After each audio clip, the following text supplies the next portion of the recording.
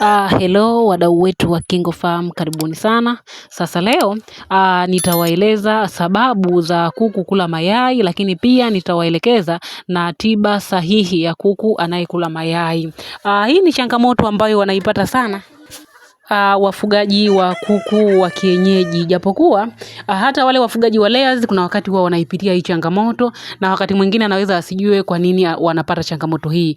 Ila hata chotara pia hii ni changamoto ambayo usipokuwa makini wanaweza kuipata. Sasa changamoto ya kuku kula mayai inasababishwa kwanza na vitu viwili. Kitu cha kwanza ni ukosefu wa protini ya kutosha, kitu cha pili ni ukosefu wa madini ya calcium. Hivi vitu vyote viwili kuku wanavipata kwenye chakula ambacho unawapa. Kama chakula ambacho unawapa hakina protini ya kutosha, kuku watakuwa wanakula mayai. Sasa utajuaje kama ni protini au ni madini? Kwa sababu zote inaweza kuwa changamoto, inaweza kuwa ni moja, changamoto ni moja au ni zote mbili. Ukiona kuku amepasua yai, halafu lile gamba la nje hali, anaenda moja kwa moja kula kile kiini cha njano, kile kiini cha ndani, basi ujue kuku wako ana upungufu wa protini kwenye chakula. Kile chakula unachompa ongeza protini, protini haitoshi.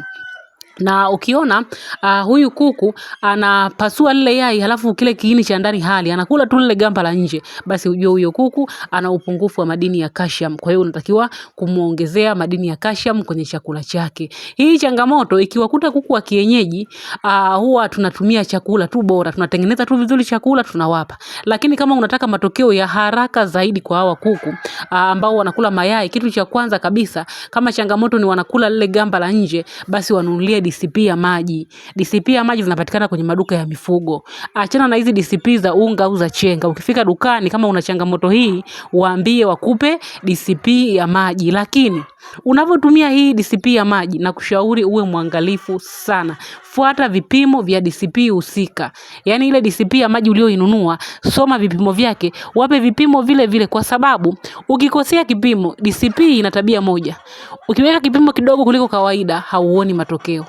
Bado hawatupata ile calcium ya kutosha. Na ukiweka nyingi, kuku huwa wanavunjika miguu. Kama kuku wako huwa unawapa DCP ya maji na unaona hawatembei vizuri, basi ni DCP inakuwa imezidi. DCP ya maji ni kali sana. Ndio maana kwa kipengele hiki huwezi kutumia DCP ya unga na ukasolve tatizo kwenye maji yao, labda kwenye chakula. Kwenye chakula una uwezo wa kusolve changamoto hii kwa kuwapa DCP kiwango maalum. Chakula chako pia kikizidi DCP, kuku huwa wanavunjika miguu. Unakuta tu kuku wanashindwa kutembea vizuri, basi nenda kaangalia kwenye kile chakula umezidisha kiwango cha DCP.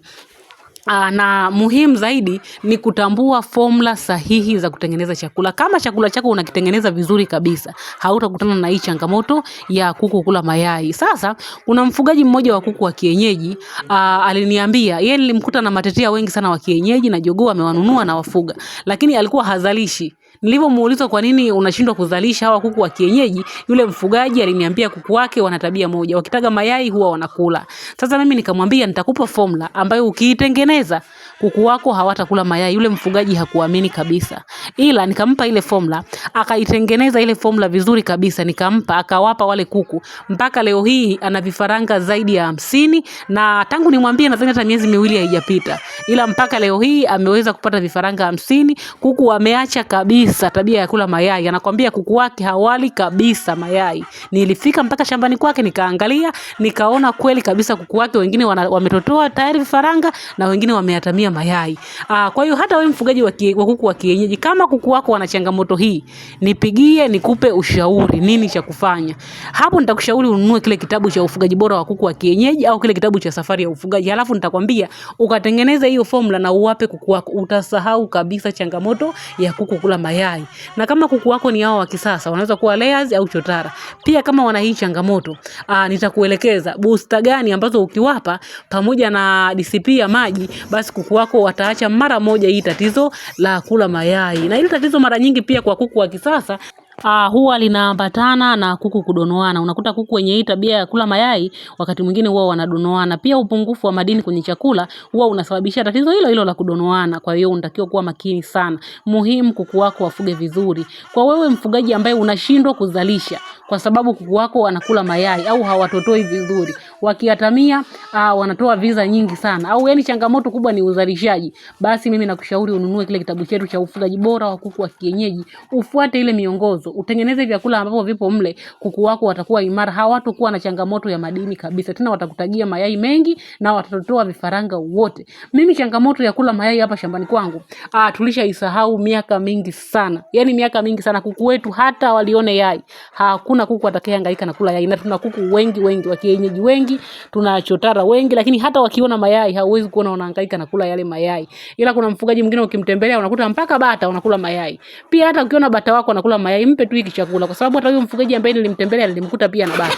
Aliniambia hata bata anashindwa kuzalisha kwa sababu bata nao wameiga tabia ya kuku wanakula mayai. Kumbe shida sio kama wale bata waliiga tabia ya kuku kula mayai, ila hata bata nao walikuwa hawana madini ya calcium. Kwa hiyo akarekebisha kile chakula akawapa, mpaka leo ana kuku, ana bata, wanazalisha vizuri kabisa. Na washauri jamani, mjiunge na huduma zetu. Ukiwa kwenye kundi letu lile la WhatsApp, ukatuuliza tu kuku wangu wanakula mayai, tutakupa jibu vizuri kabisa. Na ndani ya wiki moja utatupatia mrejesho kuwa wale kuku wameacha kabisa kula mayai. Tutakuelekeza hatua kwa hatua na tutakwambia sehemu gani ambapo umekosea. Tutafuata maelekezo yako, alafu tutajua ni wapi ambapo umekosea. Hili kundi la WhatsApp linakupa mafunzo mengi sana ya ufugaji wa kuku, lakini ada yake ni ndogo tu. Ada yake ni 8,000 tu kwa muda wa miezi miwili. Utaweza kuuliza maswali na utajibiwa. Lakini pia utapewa darasa la uleaji wa vifaranga. Kwa hiyo ada yako ya shilingi 8,000 kwa muda wa miezi miwili. Na pia tuna vitabu 5. Tuna safari ya ufugaji, tiba za asili, ufugaji bora wa kuku wa kienyeji.